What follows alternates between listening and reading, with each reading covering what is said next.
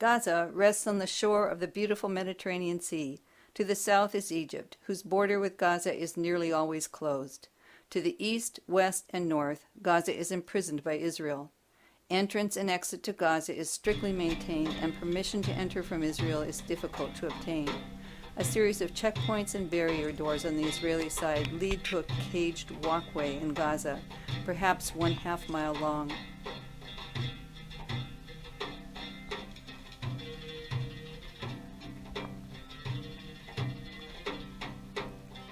On either side of the walkway, the armed wall is visible. Along the road leading from the crossing into Gaza are signs of desolation and destruction. What was once living space and agricultural land has been cleared by Israel, purportedly for security reasons. Entering the northern reaches of Gaza, roadways pass through recent scenes of war's destruction. In the distance, entire villages have been destroyed.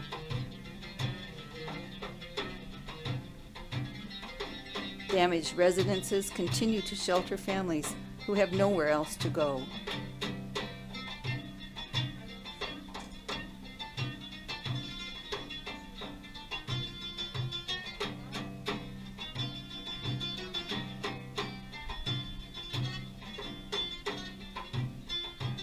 The beautiful port of Gaza was home to deep-water fishers.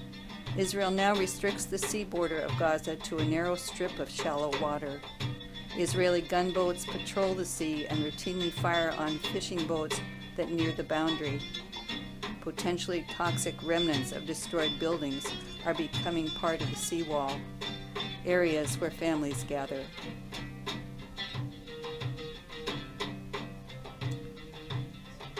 Yet the spirit of resilience of Gaza's residents remains evident in the relationship between Gazans and in their gracious welcoming of visitors. Demonstrating resilience, the children of Al Amal Orphanage delight in the director of the orphanage by challenging him to play.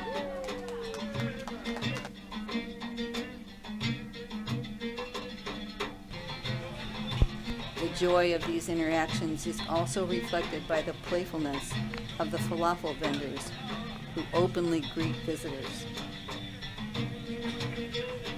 And the reality of recent destruction is present in the mind of every Gaza resident. In the 2014 assault on Gaza, more than 2,000 people died, the majority women, children, and elderly people.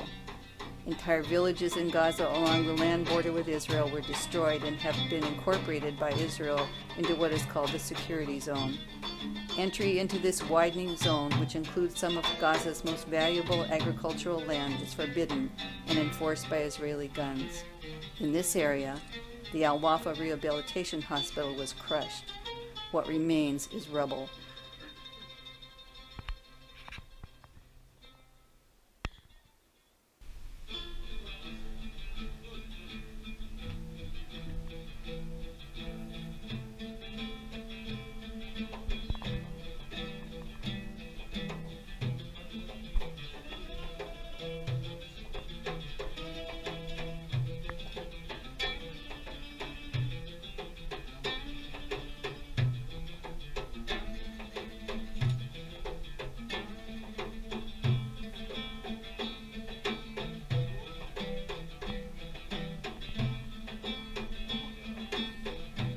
A young friend, a nurse, describes the devastation in the home of his grandmother. Where was your grandmother when all this happened? Yeah, my grandmother was sitting right there in that place with all these, this cement and blocks here, and a lot of cement and blocks at the time of the explosion getting on top of her, and she was miraculously survived.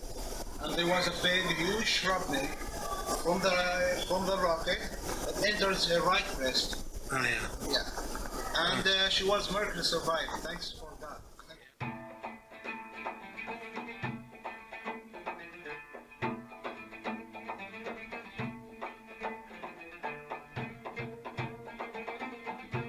In the midst of this destruction, infrastructure is threatened by rainstorms.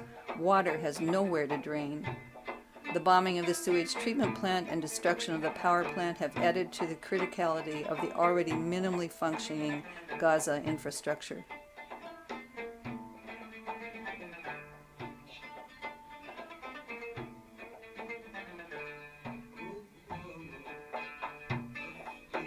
Children play on what was once their home. Temporary housing is rudimentary and provides little shelter from the winter storms. Whole apartment buildings housing many families were destroyed.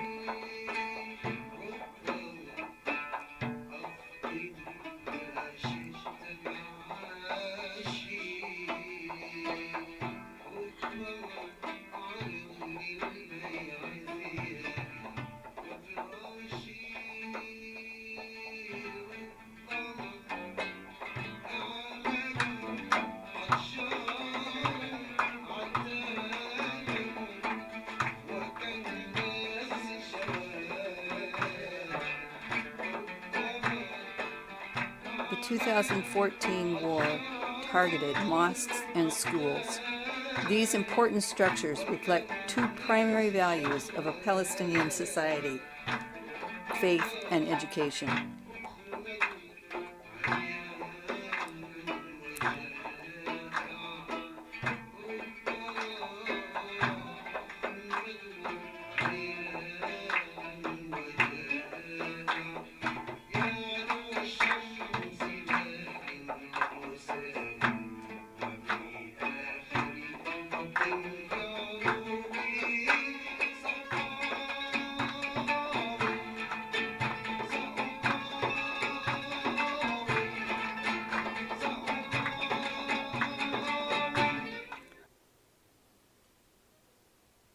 It is difficult to imagine surviving what the imprisoned people of Gaza are enduring: the will to live, to protect, and to love one another.